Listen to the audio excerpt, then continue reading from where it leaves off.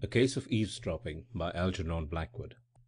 Jim Shorthouse was the sort of fellow who always made a mess of things.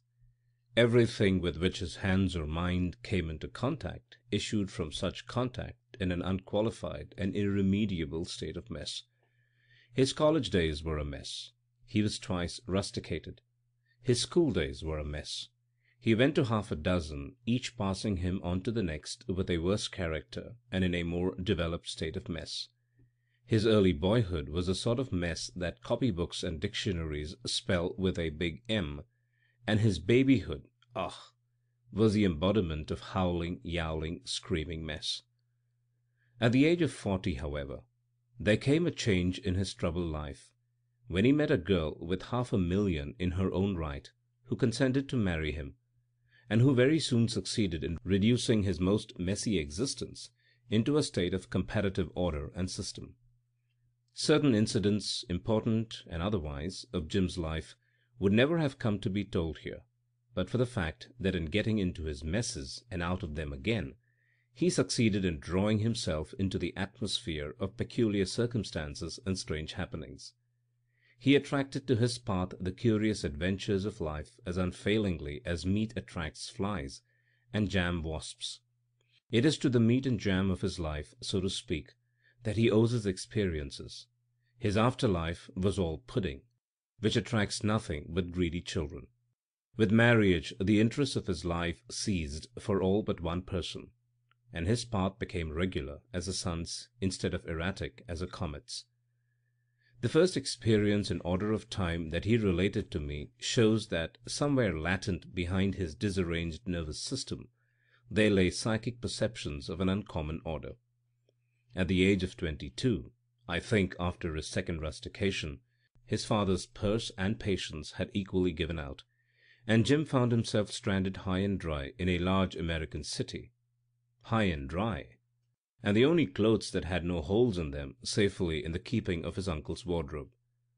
Careful reflection on a bench in one of the city parks led him to the conclusion that the only thing to do was to persuade the city editor of one of the daily journals that he possessed an observant mind and a ready pen, and that he could do good work for your paper, sir, as a reporter. This then he did, standing at a most unnatural angle between the editor and the window to conceal the whereabouts of the holes. "Guess we'll have to give you a week's trial," said the editor, who, ever on the lookout for good chance material, took on shoals of men in that way and retained on the average one man per shoal. Anyhow, it gave Jim Shorthouse the wherewithal to sew up the holes and relieve his uncle's wardrobe of its burden. Then he went to find living quarters, and in this proceeding his unique characteristics, already refined to what theosophists would call his karma, began unmistakably to assert themselves, for it was in the house he eventually selected that this sad tale took place. There are no diggings in American cities. The alternatives for small incomes are grim enough: rooms in a boarding house where meals are served, or in a room house where no meals are served, not even breakfast. Rich people live in palaces, of course, but Jim had nothing to do with such like.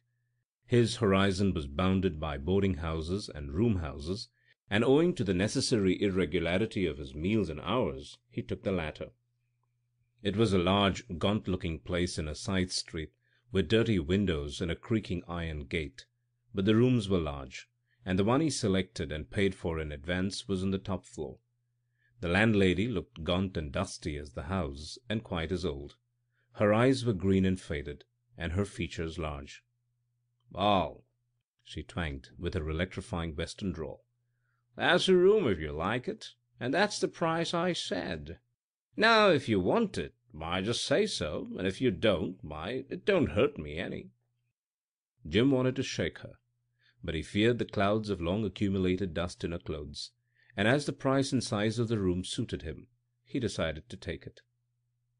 "Anyone else on this floor?" he asked. She looked at him queerly out of her faded eyes before she answered. "None of my guests ever put such a question to me before," she said. "But I guess you're different. Why, there's no one at all but an old gent that stayed here every bit of 5 years. He's over thar," pointing to the end of the passage. Ah, I see, said Shorthouse feebly. So I'm alone up here. Reckon you are pretty near, she twanged out, ending the conversation abruptly by turning her back on her new guest and going slowly and deliberately downstairs. The newspaper work kept Shorthouse out most of the night. 3 times a week he got home at 1 a.m. and 3 times at 3 a.m. The room proved comfortable enough, and he paid for a second week. His unusual hours had so far prevented his meeting any inmates of the house, and not a sound had been heard from the old gent who shared the floor with him. It seemed a very quiet home. One night, about the middle of the second week, he came home tired after a long day's work. The lamp that usually stood all night in the hall had burnt itself out, and he had to stumble upstairs in the dark. He made considerable noise in doing so, but nobody seemed to be disturbed. The whole house was utterly quiet, and probably everybody was asleep. There were no lights under any of the doors. All was in darkness. It was after 2 o'clock. After reading some English letters that had come during the day, and dipping for a few minutes into a book, he became drowsy and got ready for bed. Just as he was about to get in between the sheets, he stopped for a moment and listened. There rose in the night, as he did so, the sound of steps somewhere in the house below. Listening attentively, he heard that it was somebody coming upstairs, a heavy tread, and the owner taking no pains to step quietly. On it came, up the stairs, tramp, tramp, tramp, evidently the tread of a big man, and one in something of a hurry. At once thoughts connected somehow with fire and police flashed through Jim's brain, but there were no sounds of voices with the steps, and he reflected in the same moment that it could only be the old gentleman keeping late hours and tumbling upstairs in the darkness. He was in the act of turning out the gas and stepping into bed, when the house resumed its former stillness by the footsteps suddenly coming to a dead stop immediately outside his own room. With his hand on the gas, Shorthouse paused a moment before turning it out to see if the steps would go on again, when he was startled by a loud knocking on his door. Instantly, in obedience to a curious and unexplained instinct, he turned out the light, leaving himself in the room in total darkness. He had scarcely taken a step across the room to open the door, when a voice from the other side of the wall, so close it almost sounded in his ear, exclaimed in German, "Is that you, Vater? Come in." The speaker was a man in the next room, and the knocking, after all, had not been on his own door, but on that of the adjoining chamber, which he had supposed to be vacant. Almost before the man in the passage had time to answer in German, "Let me in at once," Jim heard someone cross the floor and unlock the door. Then it was slammed to with a bang, and there was audible the sound of footsteps about the room, and of chairs being drawn up to a table, and knocking against furniture on the way. The men seemed wholly regardless of their neighbours' comfort, for they made noise enough to waken the dead. "Serves me right for taking a room in such a cheap hole," reflected Jim in the darkness. "I wonder whom she's let the room to."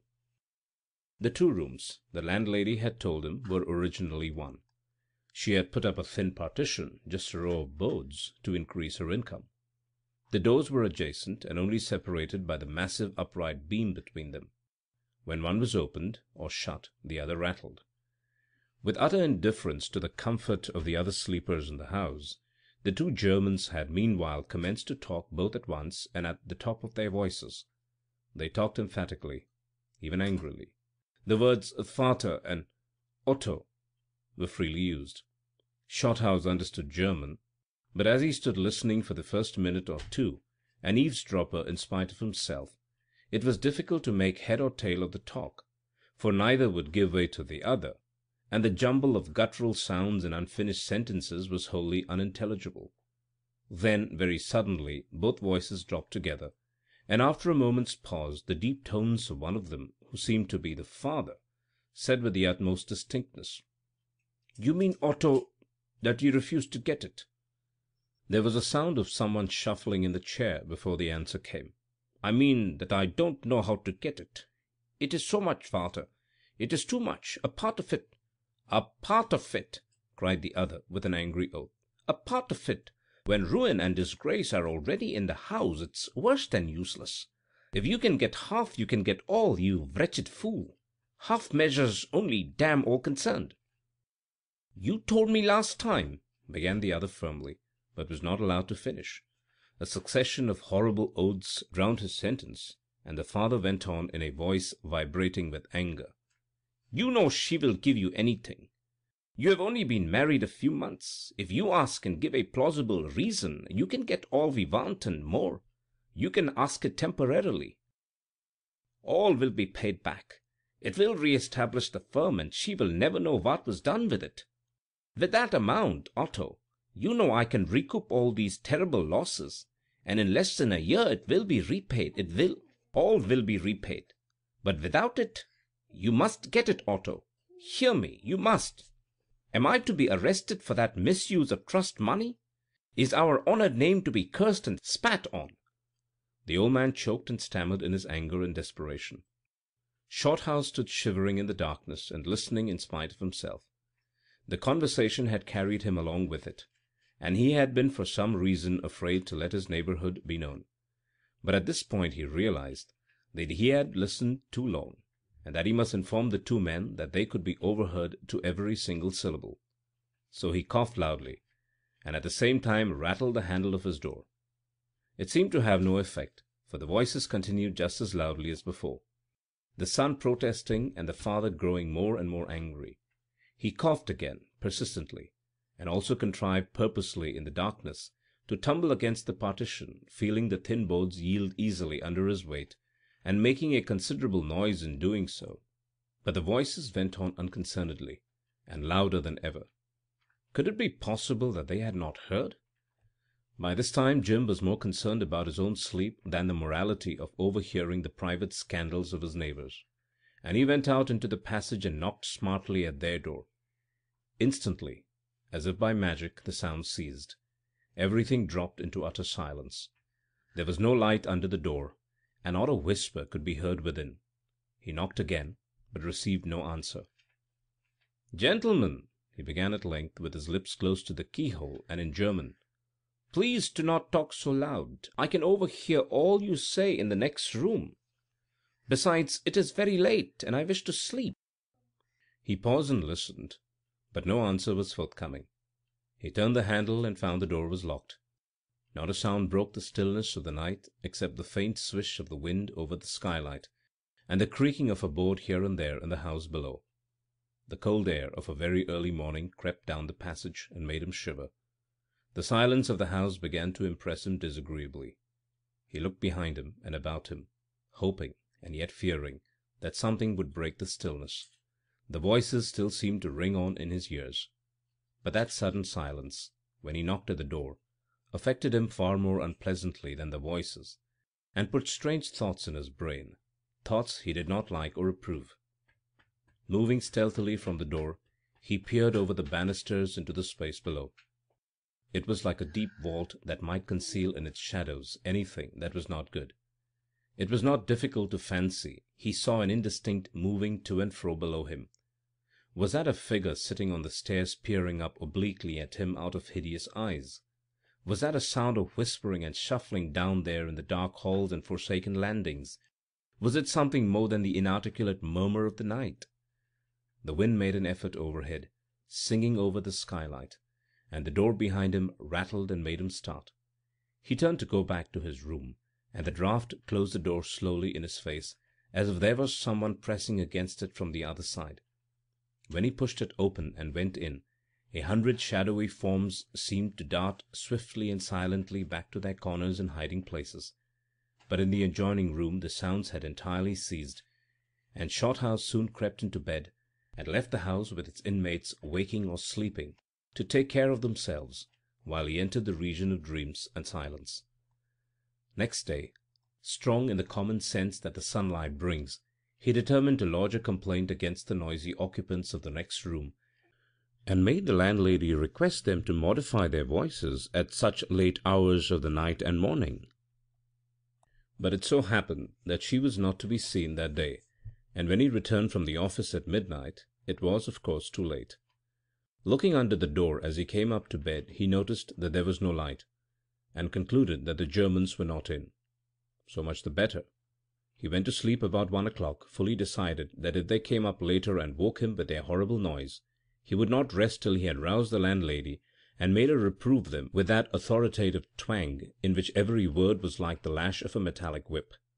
However, there proved to be no need for such drastic measures, for Shorthouse slumbered peacefully all night, and his dreams, chiefly of the fields of grain and flocks of sheep on the far-away farms of his father's estate, were permitted to run their fanciful course unbroken.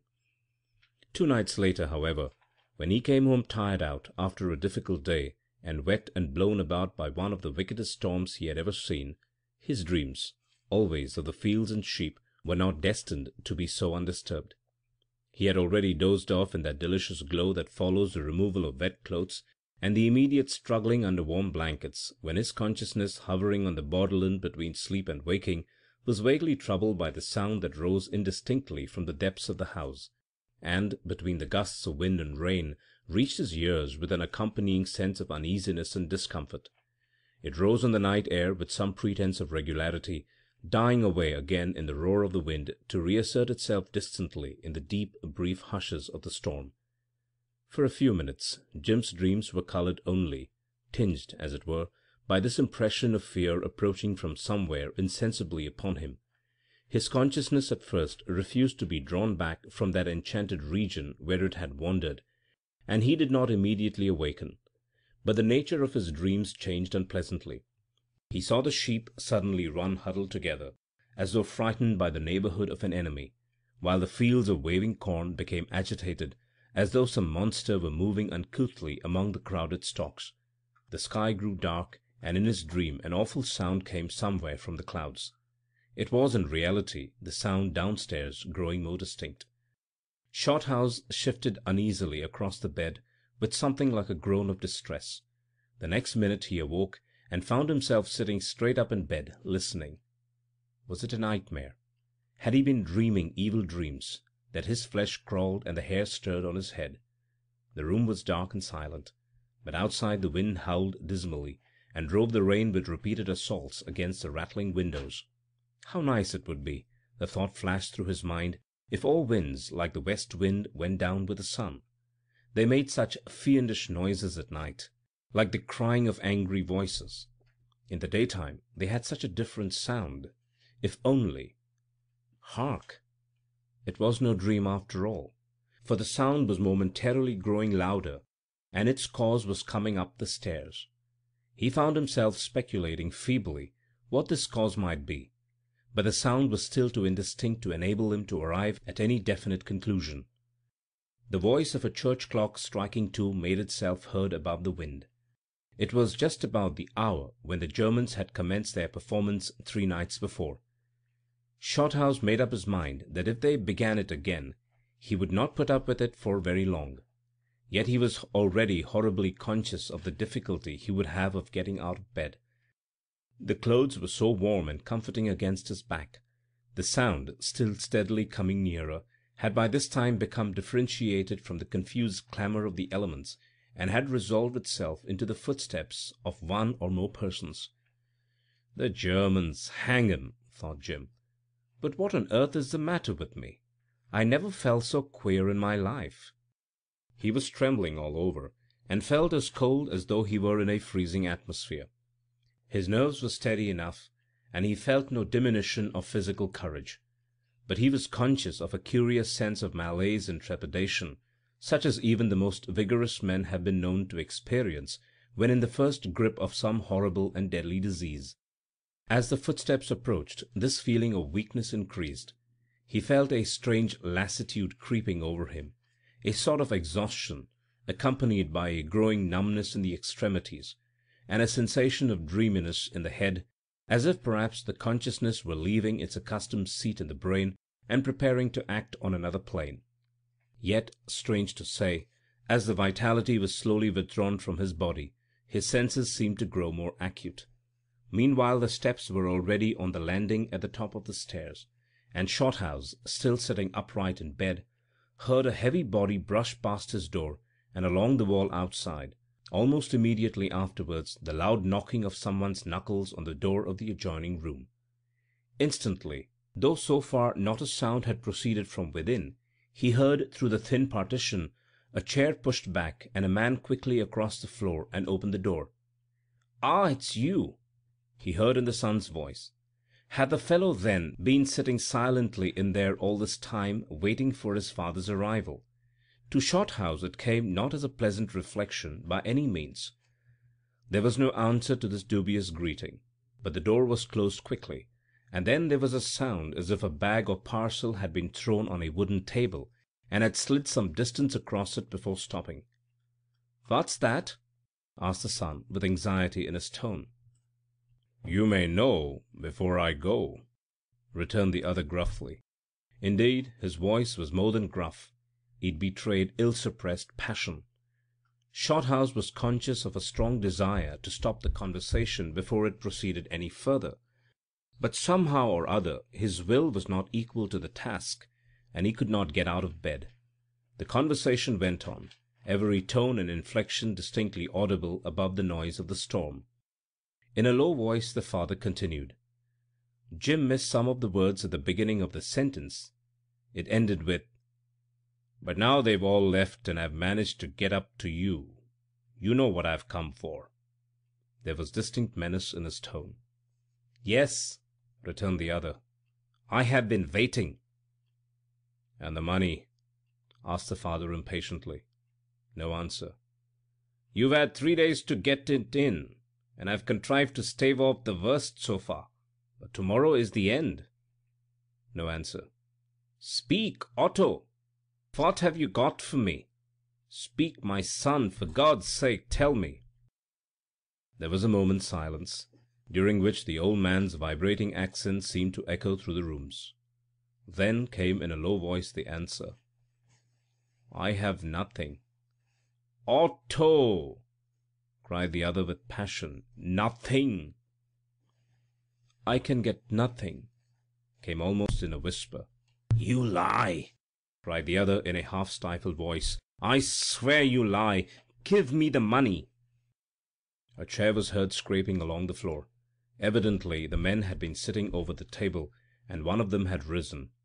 Shorthouse heard the bag or parcel drawn across the table, and then a step, as if one of the men was crossing to the door. "Father, what's in that? I must know," said Otto, with the first signs of determination in his voice.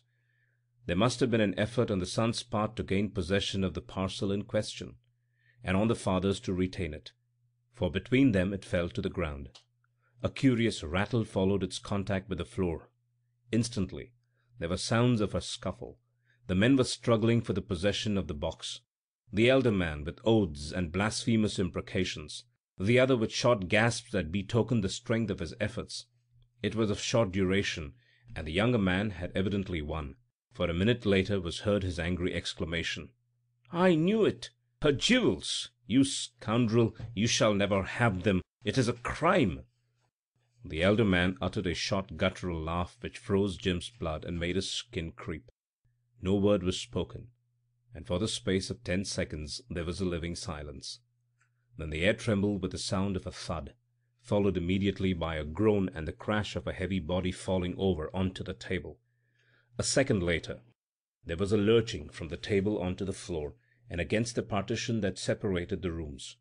The bed quivered an instant at the shock, but the unholy spell was lifted from his soul, and Jim Shorthouse sprang out of bed and across the floor in a single bound. He knew that ghastly murder had been done, a murder by a father of his son. With shaking fingers but a determined heart he lit the gas, and the first thing in which his eyes corroborated the evidence of his ears was the horrifying detail that the lower portion of the partition bulged unnaturally into his own room. The glaring paper with which it was covered had cracked under the tension, and the boards beneath it bent inwards towards him. What hideous load was behind them, he shuddered to think. All this he saw in less than a second. Since the final lurch against the wall, not a sound had proceeded from the room, not even a groan or a footstep. All was still but the howl of the wind, which to his ears had in it a note of triumphant horror. Shorthouse was in the act of leaving the room to rouse the house and send for the police. In fact, his hand was already on the door-knob, when something in the room arrested his attention. Out of the corner of his eyes he thought he caught sight of something moving. He was sure of it, and turning his eyes in the direction, he found he was not mistaken. Something was creeping slowly towards him along the floor. It was something dark and serpentine in shape, and it came from the place where the partition bulged. He stooped down to examine it with feelings of intense horror and repugnance, and he discovered that it was moving toward him from the other side of the wall. His eyes were fascinated, and for the moment he was unable to move. Silently, slowly, from side to side, like a thick worm, it crawled forward into the room beneath his frightened eyes, until at length he could stand it no longer, and stretched out his arm to touch it.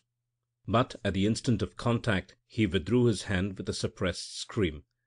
It was sluggish, and it was warm, and he saw that his fingers were stained with living crimson. A second more, and Shorthouse was out in the passage with his hand on the door of the next room. It was locked. He plunged forward with all his weight against it, and the lock giving way, he fell headlong into a room that was pitch dark and very cold. In a moment he was on his feet again, and trying to penetrate the blackness. Not a sound, not a movement, not even the sense of a presence. It was empty, miserably empty. Across the room he could trace the outline of a window, with rain streaming down the outside, and the blurred lights of the city beyond. But the room was empty, appallingly empty, and so still. He stood there, cold as ice, staring, shivering, listening. Suddenly there was a step behind him, and a light flashed into the room, and when he turned quickly with his arm up as if to ward off a terrific blow, he found himself face to face with the landlady. Instantly the reaction began to set in. It was nearly 3 o'clock in the morning, and he was standing there with bare feet and striped pyjamas in a small room, which in the merciful light he perceived to be absolutely empty, carpetless, and without a stick of furniture, or even a window blind. There he stood, staring at the disagreeable landlady. And there she stood too, staring and silent, in a black wrapper, her head almost bald, her face white as chalk, shading a sputtering candle with one bony hand, and peering over it at him with her blinking green eyes. She looked positively hideous. "Wow," she drawled at length. "I heard you right enough. Guess you couldn't sleep, or just prowling around a bit, is that it?"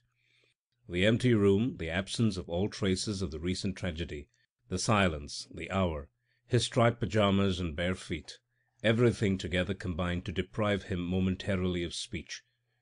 He stared at her blankly, without a word. "Well?" clanked the awful voice. "My dear woman," he burst out finally, "there's been something awful." So far his desperation took him, but no further. He positively stuck at the substantive. "Oh, there has been nothing," she said slowly, still peering at him. "I reckon you've only seen and heard what the others did.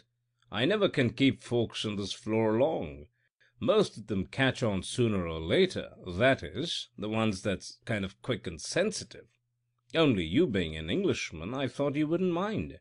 Nothing really happens, it's only thinking like." Shorthouse was beside himself. He felt ready to pick her up and drop her over the banisters, candle and all. "Look there," he said, pointing at her within an inch of her blinking eyes with the fingers that had touched the oozing blood. "Look there, my good woman. Is that only thinking?" She stared a minute, as if not knowing what he meant. "I guess so," she said at length.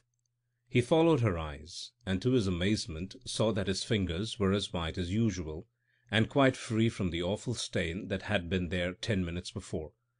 There was no sign of blood. No amount of staring could bring it back. Had he gone out of his mind? Had his eyes and ears played such tricks with him? Had his senses become false and perverted? He dashed past the landlady out into the passage and gained his own room in a couple of strides. Whew! The partition no longer bulged. The paper was not torn. There was no creeping, crawling thing on the faded old carpet. "It's all over now," drawled the metallic voice behind him. "I'm going to bed again." He turned and saw the landlady slowly going downstairs again, still shading the candle with her hand and peering up at him from time to time as she moved. a black, ugly, unwholesome object, he thought, as she disappeared into the darkness below, and the last flicker of her candle threw a queer-shaped shadow along the wall and over the ceiling. Without hesitating a moment, Shorthouse threw himself into his clothes and went out of the house. He preferred the storm to the horrors of that top floor, and he walked the streets till daylight. In the evening he told the landlady he would leave the next day, in spite of her assurance that nothing more would happen. "It never comes back," she said. "That is, not after he's killed." Shorthouse gasped. "You gave me a lot for my money," he growled. "Well, it aren't my show," she drawled. "I'm no spirit medium. You take chances. Some'll sleep right along and never hear nothing. Others, like yourself, are different and get the whole thing." "Who's the old gentleman? Does he hear it?" asked Jim. "There's no old gentleman at all," she answered coolly. "I just told you that to make you feel easy, like in case you did hear anything. You were all alone on the floor. Say now," she went on, after a pause in which Shorthouse could think of nothing to say but unpublishable things. "Say now, do tell. Do you feel sort of cold when the show was on, sort of tired and weak, I mean, as if you might be going to die?" "How can I say?" he answered savagely. "What I felt, God only knows." "Well, but you won't tell?" she drawled out. "Only I was wondering how you really did feel, because the man who had that room last was found one morning in bed—" "In bed?" "He was dead. He was the one before you. Oh, you don't need to get rattled so. You're all right, and it all really happened, they do say. This house used to be a private residence of some 25 years ago, and a German family of the name Steinhardt lived here. They had a big business in Wall Street and stood way up in things." "Ah," said her listener. "Oh, yes, they did, right at the top, till one fine day it all bust and the old man skipped with the boodle." "Skipped with the boodle?" "That's so," she said. "Got clear away with all the money, and the son was found dead in his house, committed suicide, it was thought. Though there was some as said he couldn't have stabbed himself and fallen in that position. They say he was murdered. The father died in prison. They tried to fasten the murder on him, but there was no motive, or no evidence, or no something, I forget now." "Very pretty," said Shorthouse. "I'll show you something mighty queer anyways," she drawled, "if you'll come upstairs a minute. I've heard the steps and the voices lots of times. They don't faze me any. I just as lief hear so many dogs barking. You'll find the whole story in the newspapers if you look it up. Not what goes on here, but the story of the Germans. My house would be ruined if they told all, and I'd sue for damages." They reached the bedroom, and the woman went in and pulled up the edge of the carpet where Shorthouse had seen the blood soaking in the previous night. "Look there, if you feel like it," said the old hag.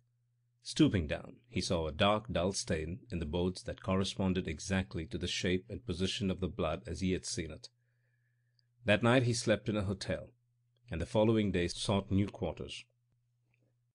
In the newspapers on file in his office, after a long search, he found 20 years back the detailed story, substantially as the woman had said, of Steinhardt and Company's failure, the absconding and subsequent arrest of the senior partner, and the suicide or murder of his son Otto.